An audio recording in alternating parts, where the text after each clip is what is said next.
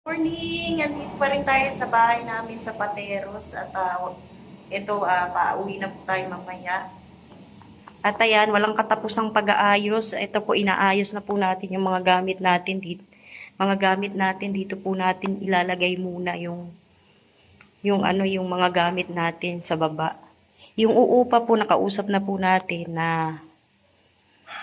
diyan ko muna ilalagay yan, tapos pagbalik po namin at maayos na po yung taas, tatanggalin po natin yan. So pumayag naman po siya kasi wala naman daw silang ibang gamit na dadalhin.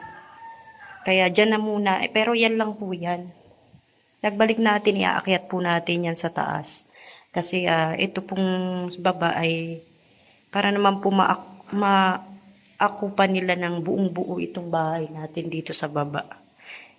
So, hindi ko nga lang alam kung kailan pa tayo uli babalik, no? Pero kung maayos na po yung taas, iaayos po natin yan sa taas. Tapos ito, ayan, nagliligpit po kasi tayo, no? Yung mga dadalhin natin, yung mga hindi. Hindi pa kasi tayo tapos mag-ayos. So, ito, okay na raw yan. Sabi ko, tinanong ko dun sa uupa kung tatanggalin ko po ito. Sabi niya, okay na daw. At yun nga, wala naman daw silang gamit, kaya okay lang. Yan lang naman po yan. At pwede rin nilang lagyan ng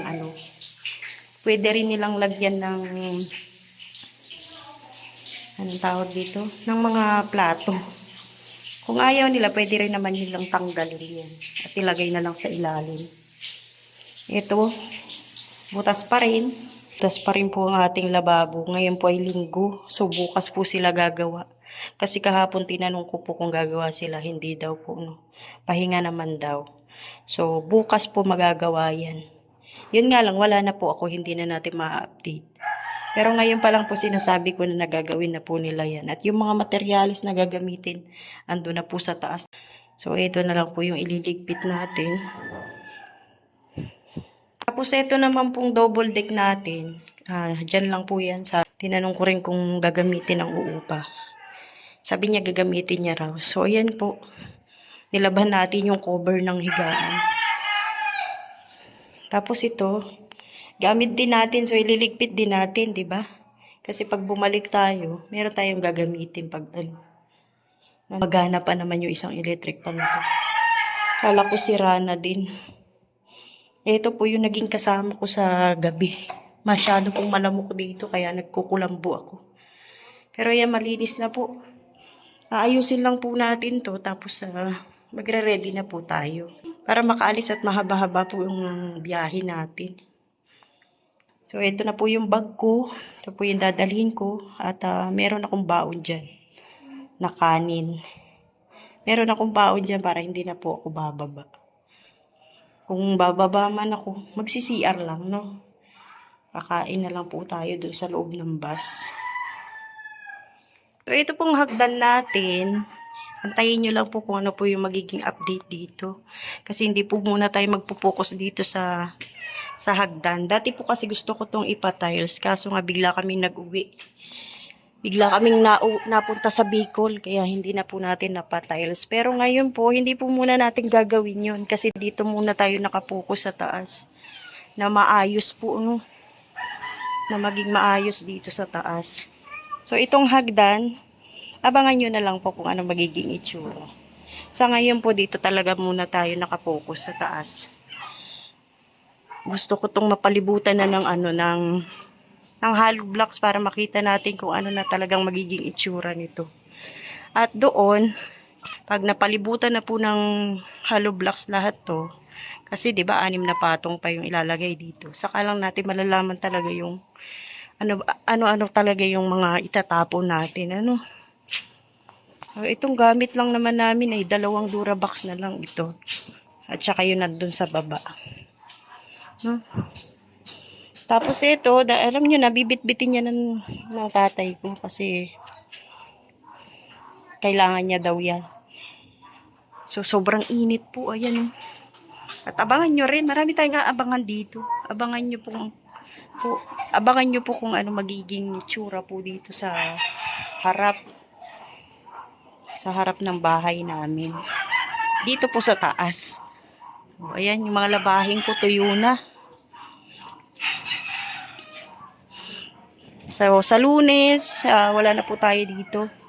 Saka na lang po tayo mag-a-upload kapag nandito na tayo. Babalik pa naman po tayo, sigurado po yan. Siyempre, hindi naman po tayo pwede magpatrabaho ng hindi naman po sila pwedeng magtrabaho ng hindi nila alam kung ano yung gusto namin nila. Kung anong gusto namin gawin dito sa taas, no?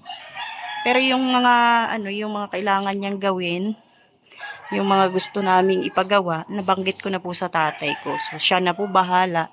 Ngayon, siya na lang po mag-a-update sa akin kung ano na po yung magiging itsura ng taas namin. So, abang-abang lang po. Basta po yung hagdan, saka na lang po yan. Hindi pa po natin yan focus. Hindi po muna yan. Kasi kung maglalagay po tayo ng tiles, tapos nag-aakyat baba sila dyan, baka mamaya madisgrasya pa po sila, no? Pagtapos po nito, saka natin isusunod yung hagdan. Sobrang init po dito sa taas. Hindi naman mahangin kasi open pa naman Yun nga lang sa labas, tingnan nyo, sobrang init. Sa ngayon, ito na lang muna. Ayan na lang muna kung ano po yung nakikita nyo. Makalat pa po, inaayos pa po.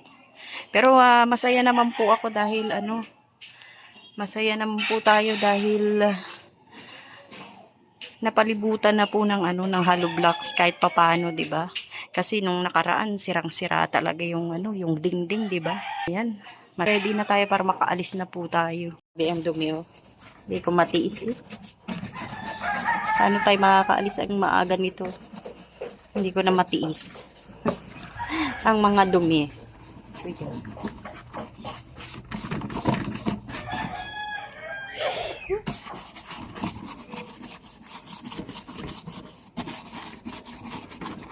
Buti na lang may brush.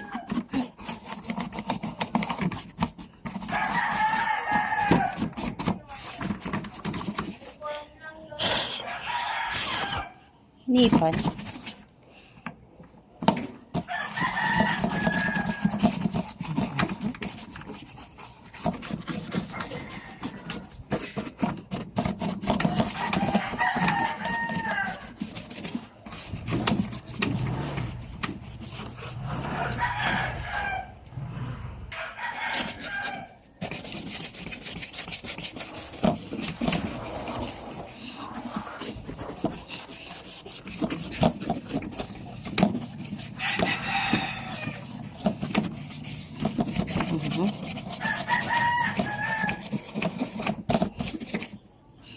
Andito na po tayo sa Guadalupe, sa MRT.